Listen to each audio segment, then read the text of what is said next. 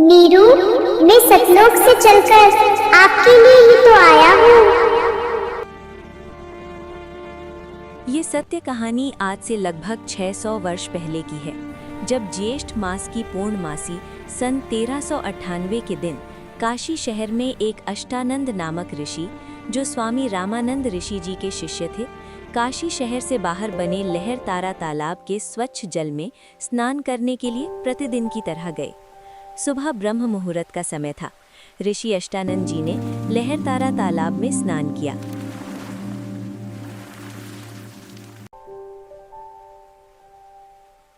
वे प्रतिदिन वहीं बैठकर कुछ समय अपनी पूजा साधना किया करते थे। ऋषि अष्टानंद जी जब ध्यान लगाने बैठे थे,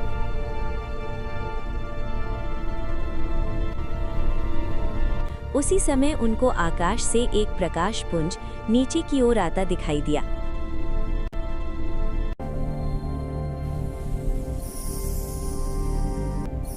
वो इतना तेज प्रकाश था, उसे ऋषि जी की आंखें सहन नहीं कर सकी।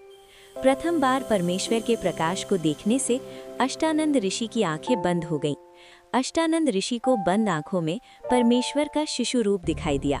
जब फिर से आंखें खोली तो अष्टानंद जी ने देखा कि वो प्रकाश लहर तारा तालाब पर उतर गया, जिससे पूरा सरोवर प्रकाशमान हो गया और देखते ही देखते वो प्रकाश जलाशय के एक कोने में सिमट गया। ऋषि अष्टानंद जी ने सोचा, आज मैंने ये कैसा दृश्य देखा। इतना तेज प्रकाश और प्रकाश में भी एक शिशु का रूप था। ये सब क्या हो सकता है? ये मेरी भक्ति की उपलब्धि है या मेरा दृष्टि दोष है? इसके विषय में चलकर गुरुदेव से पूछता हूँ। ये विचार करके ऋषि अष्टानंद जी अपनी साधना को छोड़कर अपने गुरुदेव के पास गए। हे गुरुदेव, आज मैंने लहर ताला तालाब पर एक बहुत तेज प्रकाश का पुंज आकाश से नीचे की ओर आते देखा। उस तेज प्रकाश को मेरी आंखें सहन नहीं कर सकी। आंखें बंद हुईं तो बंद आंखों में नवजात शिशु दिखाई दिया। पुनः आंखें खोली तो उस प्रकाश से पूरा जलाशय ही जगमगा गया। फिर वो प्रकाश उस तालाब के एक कोने में सिमट गया। ये मेरी भक्ति की उपलब्धि है या मेरा कोई भ्रम है? यह ना तो आपकी भक्ति की उपलब्धि है और ना ही आपका दृष्टि दोष ही है। इस प्रकार की घटनाएं उस समय होती हैं जिस समय ऊपर के लोकों से कोई देव पृथ्वी पर अवतार धारण करने के लिए आते हैं। वो किसी स्त्री के गर्भ में निवास करते हैं, फिर बालक रूप धारण करके लीला करते हैं। कोई देव ऊपर के लोकों से आया है, वो काशी नगर में किसी के घर जन्म लेकर अपना प्रारब्ध पूरा करेगा। स्वामी रामानंद जी ने अपने शिष्य अष्टानंद की शंका का समाधान किया। उन ऋषियों की यही धारणा थी कि सर्व अवतार गण माता के गर्भ से ही जन्म लेते हैं, लेकिन यहाँ कोई अवतार नहीं बल्कि पूर्ण परमात्मा स्वयं ही आए थे। काशी शहर में गौरी शंकर और सरस्वती नाम के ब्राह्मण दंपति रहते थे। गौरी शंकर भगवान शिव जी के भक्त थे तथा शिव पुराण की कथा करके भगवान शिव जी की महिमा का गुणगान किया करते थे। गौरी शंकर बहुत ही ईमानदार और नेक व्यक्ति थे। कथा करने से जो धन प्राप्त होता था उसे धर्म भंडारे में ही लगाया करते थे। काशी के अधिकतर लोग उनके त्याग की प्रशंसा करते थे, जिस कारण से पूरी काशी में गौरी शंकर की प्रसिद्धि हो रही थी। अब तो सभी लोग गौरी शंकर के पास ही कथा सुनने जाते हैं। हमारे पास तो कोई नहीं आता है। इस गौरी शंकर ने तो हमारा धंधा ही बंद करवा दिया है। पूरी काशी में जहां देखो वहां बस उसी गौरी शंकर की ही चर्चाएं हो रही हैं। उस गौरी शंकर का कुछ तो उपाय करना पड़ेगा। अन्य स्वार्थी ब्राह्मणों का कथा करके धन एकत्रित करने का धंधा बंद हो गया। इस कारण से वे ब्राह्मण गौरी शंकर से ईर्ष्या करते थे। इस बात का पता मुसलमानों को लगा। हुजूर, एक गौरी शंकर ब्राह्मण काशी में हिंदू धर्म के प्रचार को जोर शोर से कर रहा है। इसको किसी तरह बंद करवाना चाहिए, नहीं तो मुसीबत हो जाएगी। ये तो चिंता की बात है। आखिर क्या किया जाए? हुजूर, हमें पता चला है कि काशी के बहुत से ब्राह्मण गौरी शंकर से ईर्ष्या करते हैं। कोई उसके बीच में नहीं बोलेगा। तो फिर यही अच्छा मौका है, उस गौरी शंकर को मुसलमान बना देते हैं। फिर अपने आप उसका प्रचार बंद हो जाएगा। कल हम सब उसके घर चलेंगे।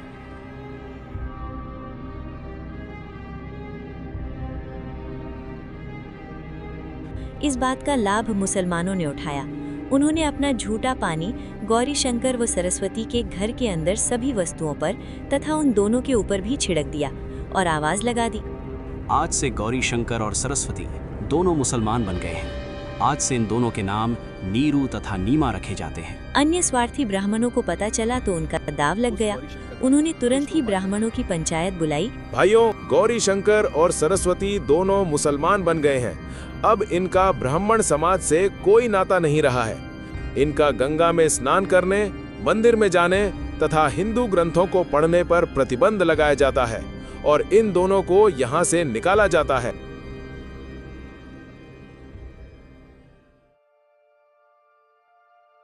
गौरीशंकर यानी नीरू जी बहुत परेशान थे। जो कथा करके धन आता था उसी से घर का निर्वाह चलता था। उसके बंद होने से रोटी के भी लाले पड़ गए। सुनो, अब हम क्या करें? अब तो 2 वक्त का गुजारा करना भी मुश्किल हो गया है। हम क्या ही कर सकते हैं। पहले हमें जबरदस्ती मुसलमान बना दिया गया, फिर बाद में हमारे लोगों ने ही हमें समाज से बाहर कर दिया। पहले तो भगवान की कथा करने से हमारा गुजारा हो जाता था, अब तो कथा भी नहीं कर सकते हैं। देखो जी, कुछ तो करना ही पड़ेगा। क्यों ना हम भी अन्य लोगों की तरह कपड़ा बुनने का कार्य चालू करें, उसी से अपना गुजारा करेंगे। हाँ, यही ठीक रहेगा। कार्य भी हल्का है और शुरुआत भी आसानी से हो जाएगी। नीरू ने विचार करके अपने निर्वाह के लिए कपड़ा बुनने का कार्य प्रारंभ किया। कपड़ा बुनने से जो मजदूरी मिलती थी उससे अपना गुजारा करने लगे। नीरू नीमा पर कोई संतान नहीं थी। दोनों पति पत्नी ने बच्चे होने के लिए बहुत अनुष्ठान किए, साधु संतों का आशीर्वाद भी लिया था, परंतु कोई संतान नहीं हुई। ब्राह्मणों ने उन दोनों का गंगा जी में स्नान करना बंद कर दिया था। गंगा नदी के किनारे लहर तारा नाम का एक तालाब था, जिसमें गंगा नदी का ही जल लहरों के द्वारा ऊपर से उछलकर आता था, इसलिए उस सरोवर का नाम लहर तारा पड़ा। उस तालाब में बड़े बड़े कमल के फूल उगे हुए थे। दोनों पति पत्नी भले ही मुसलमान बन गए थे, परंतु अपने हृदय से साधना भगवान शंकर जी की ही करते थे। वे दोनों प्रतिदिन सवेरे सूर्योदय से पहले उसी लहर तारा तालाब में स्नान करने जाते थे। जिस दिन पूर्ण परमात्मा पृथ्वी पर आए थे, उसी दिन नीरू नीमा भी प्रतिदिन की तरह उसी लहर तारा तालाब पर स्नान करने के लिए जा रहे थे। नीमा रास्ते में भगवान शंकर से प्रार्थना कर रही थी।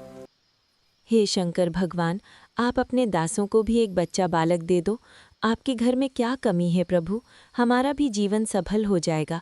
दुनिया के व्यंग सुन सुनकर आत्मा दुखी हो जाती है।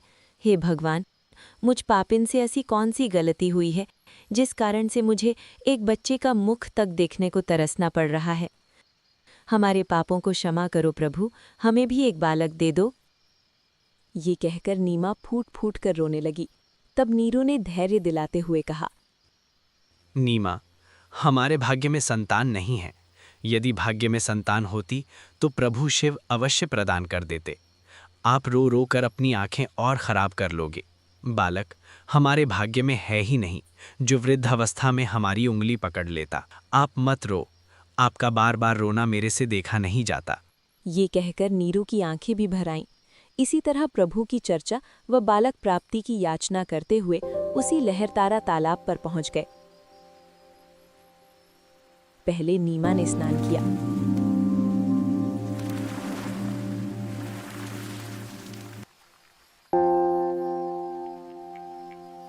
उसके बाद नीरू भी स्नान करने के लिए तालाब में प्रवेश करता है।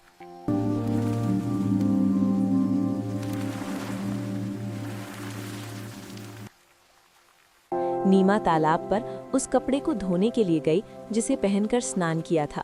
उस समय नीरू तालाब में प्रवेश करके स्नान कर रहा था। नीमा की दृष्टि एक कमल के फूल पर पड़ी जिस पर कोई वस्तु हिल रही थी। पहले नीमा को लगा कोई सांप है जो कमल के फूल पर बैठा है और अपने फन को उठाकर हिला रहा है। उसने सोचा, कहीं ये सांप मेरे पति को न डस ले। फिर नीमा ने उसको ध्यान से देखा।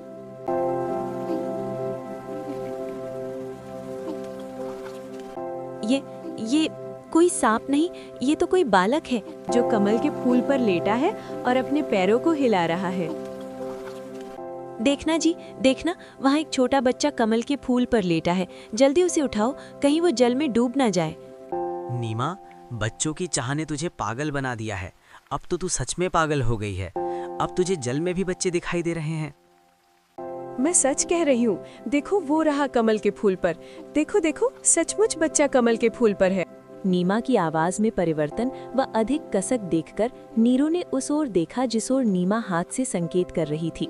कमल के फूल पर नवजात शिशु को देखकर नीरू ने आव देखा न ताव झपटकर कमल के फूल सहित बच्चे को उठाकर अपनी पत्नी को दे दिया।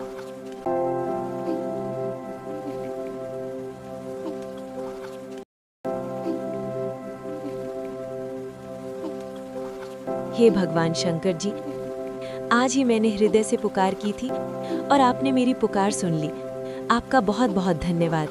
जिस परमेश्वर को प्राप्त करने की इच्छा के लिए कठोर साधनाएं की जाती हैं, वही परमेश्वर भक्तमती नीमा की गोद में खेल रहा था।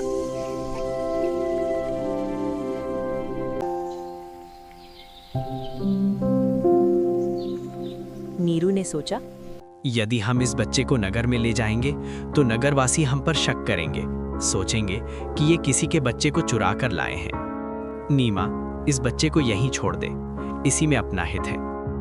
ये भगवान शंकर का दिया खिलौना है, मैं इसे नहीं छोड़ सकती हूँ।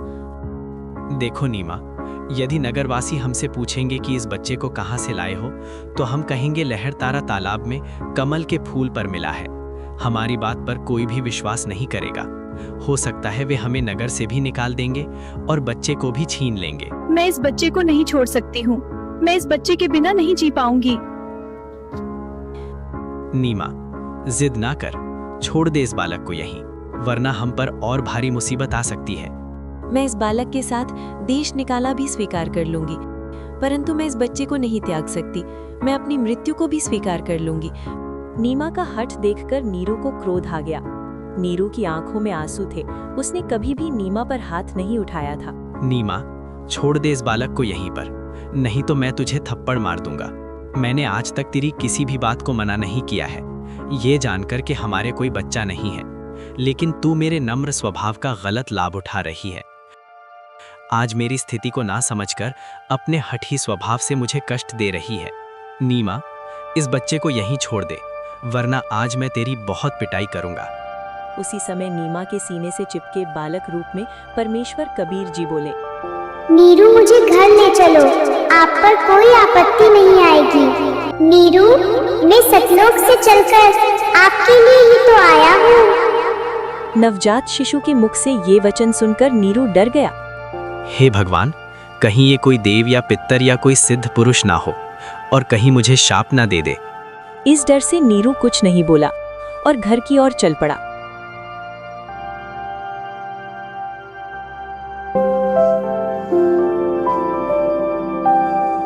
बालक को लेकर वे अपने घर आ गए। दोस्तों, परमेश्वर कबीर साहिब जी की ये सत्य कहानी आपको कैसी लगी? अपनी राय हमें कमेंट जरूर करें। इसी वीडियो का अगला भाग हम जल्द ही लेकर आएंगे। धन्यवाद।